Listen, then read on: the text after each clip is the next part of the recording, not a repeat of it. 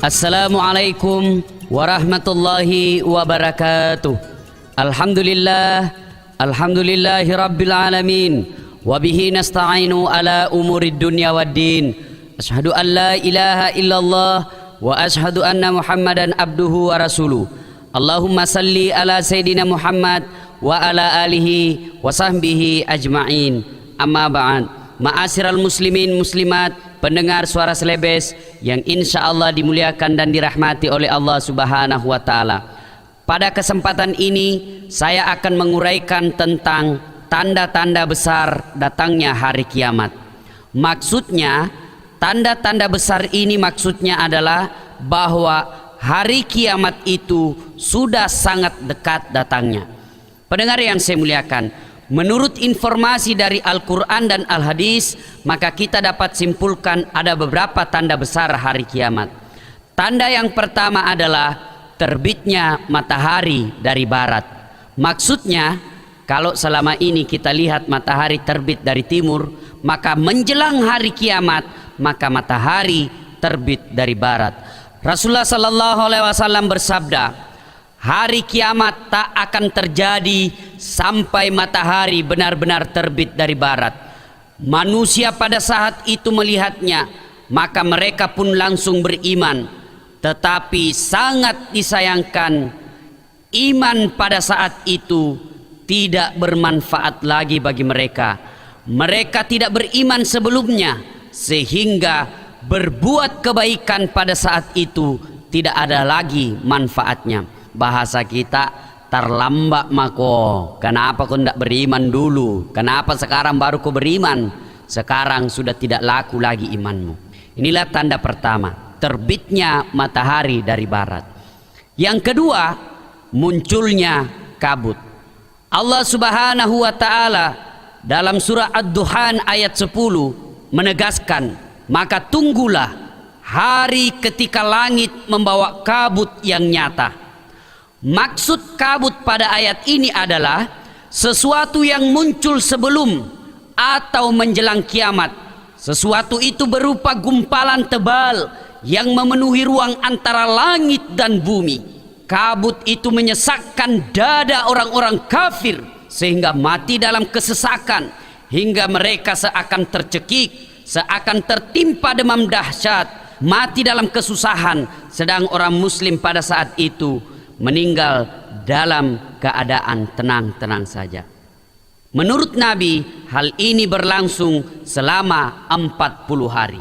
Pendengar yang saya muliakan, tanda ketiga hari kiamat adalah keluarnya binatang melata yang mampu berbicara. Tanda-tanda ini adalah keluarnya binatang melata yang mampu berbicara pada manusia dengan bahasa yang fasih dan dipahami setiap orang yang mendengarnya. Mereka mengabarkan bahwa manusia sudah tak lagi menghiraukan ayat-ayat Allah Subhanahu wa Ta'ala. Binatang-binatang ini keluar di akhir zaman saat manusia melakukan kerusakan dan meninggalkan perintah Allah. Binatang-binatang ini mengecam manusia dan berkata, "Oi manusia, tak lagi menghiraukan ayat-ayat Allah. Kamu ini sebagai manusia yang diberi nikmat oleh Allah, tapi kamu mengkufurinya. Kami sudah ditakdirkan dari binatang, tapi meskipun kami binatang, kami pandai bersyukur terhadap nikmat Allah." Pendengar yang saya muliakan, menurut informasi yang diberikan oleh Rasulullah SAW, binatang pada saat itu keluar dengan membawa tongkat Nabi Musa alaihissalam dan membawa cincin Nabi Sulaiman alaihissalam. Dengan cincin itu mereka memvisualisasikan wajah orang-orang kafir. Sedang tongkat Nabi Musa alaihissalam pada saat itu, binatang ini menggunakan untuk menggiring orang-orang beriman hingga diketahui orang yang beriman di antara mereka. Maksudnya, tongkat Nabi Musa ini dipergunakan oleh binatang untuk memisahkan mana golongan kafir dan mana golongan orang beriman.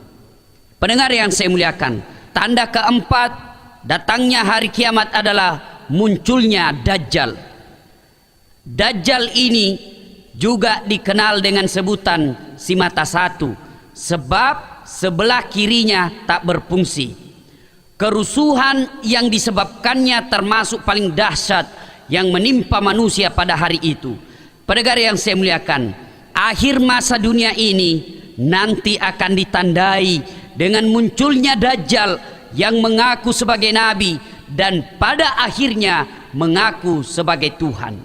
Dajjal ini ciri-ciri fisiknya bermata satu, kedua tangannya memiliki mukjizat. Mukjizat ini sengaja Allah berikan kepadanya untuk dijadikan cobaan bagi manusia pada saat itu. Dajjal ini mampu menurunkan air hujan. Dajjal ini jika berteriak ke atas langit, turunkan hujan, maka hujan pun turun dari langit. Dajjal kemudian ini juga mampu memberikan kekayaan kepada manusia pada saat itu. Pokoknya intinya Dajjal pada saat itu memiliki kelebihan yang Allah berikan kepadanya untuk menjadi cobaan bagi manusia yang lain pada saat itu. Pendengar yang saya muliakan, itulah tanda yang keempat. Kemudian tanda yang kelima datangnya hari kiamat adalah turunnya Isa putra Maryam alaihi salam. Turunnya Isa ini tidak berarti membawa ajaran baru. Nabi Isa justru membenarkan kerasulan Nabiullah Muhammad sallallahu alaihi wasallam. Pada saat itu Nabi Isa turun untuk mengarahkan umatnya yang sesat pada saat itu.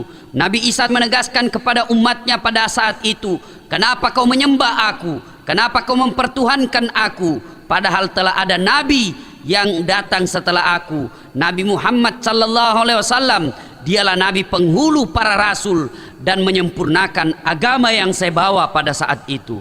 Intinya Nabi Isa alaihissalam muncul pada saat itu untuk meluruskan ajarannya yang telah diselewengkan oleh pengikut-pengikutnya. Pendengar yang saya muliakan, inilah tanda-tanda besar datangnya hari kiamat. Apabila tanda-tanda ini telah muncul, berarti hari kiamat sudah sangat dekat datangnya. Semoga Allah subhanahu wa ta'ala menghindarkan kita semua dari situasi dan kengerian tanda kiamat itu.